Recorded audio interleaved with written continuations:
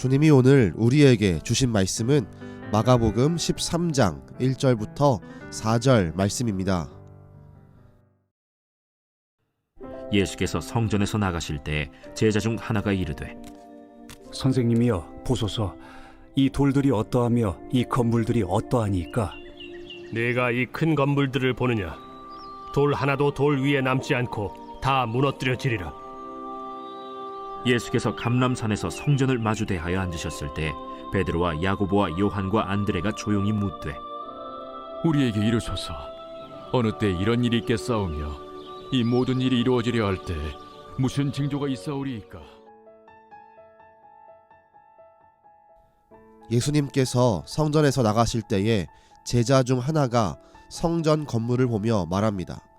이 돌들이 어떠하며 이 건물들이 어떠하니이까? 이 말씀을 표준 세번역은 이렇게 번역합니다. 선생님, 보십시오. 얼마나 굉장한 돌들입니까? 얼마나 굉장한 건물들입니까? 제자가 본 돌은 성전의 주춧돌이었을 것입니다. 당시 성전 주춧돌은 길이가 약 12m쯤 되었다고 합니다. 그러나 예수님은 그 거대하고 웅장한 성전이 무너질 것을 예언하십니다. 당시 유대인들에게 있어서 성전 파괴는 세상 종말을 의미합니다. 이런 의미에서 우린 예수님의 성전 파괴 예언의 말씀을 들으며 그 뜻을 생각해야 합니다. 예수님의 말씀은 이 세상도 결국 끝이 있다는 것입니다. 아무리 웅장한 건물이어도 거대한 바위일지라도 결국 마지막이 있습니다. 우리 개인도 죽음이라는 마지막이 있지만 세상도 마지막이 있음을 우린 기억하며 살아가야 합니다. 우리가 주변을 둘러보면 이 세상이 영원할 것처럼 생각하며 살아가는 사람들이 있습니다. 이런 자들의 특징은 마지막 날을 준비하지 않고 이 땅에만 소망을 두고 살아갑니다. 예수님이 하신 말씀은 이렇게 이 땅에만 소망을 두는 사람들에게 경종을 울리며 깨우는 선언입니다. 그렇다면 세상의 마지막을 인식하고 살아가는 성도들은 어떤 삶을 살아가야 할까요?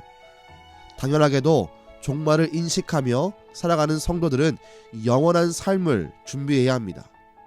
이 말을 오해하면 안 됩니다.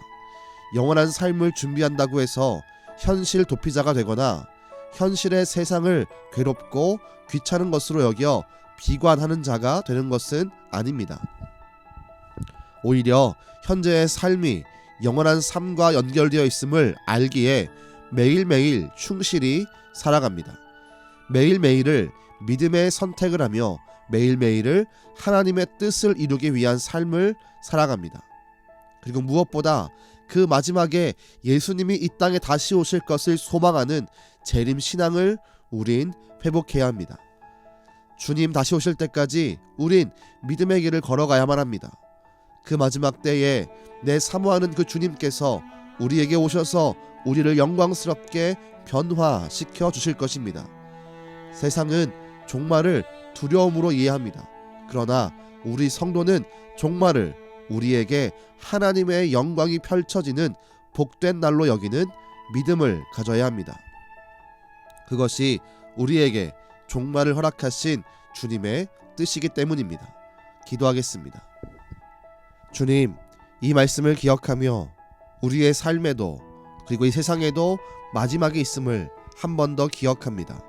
이제 우리는 이 세상이 영원할 것처럼 사는 게 아니라 다시 오실 주님을 바라보며 우리가 가야 할 하나님의 나라 천국을 소망하며 믿음의 삶을 살게 허락하여 주옵소서. 매일매일을 믿음의 삶으로 충실히 살게 하시고 그 삶 가운데 하나님의 뜻과 하나님의 나라를 이루며 살아가는 믿음의 성도, 구원받은 성도 되게 허락하여 주옵소서. 오늘도 우리 가운데 함께할 줄 믿사오며 우리의 영원한 삶을 준비하시는 예수님의 이름으로 기도드렸습니다. 아멘.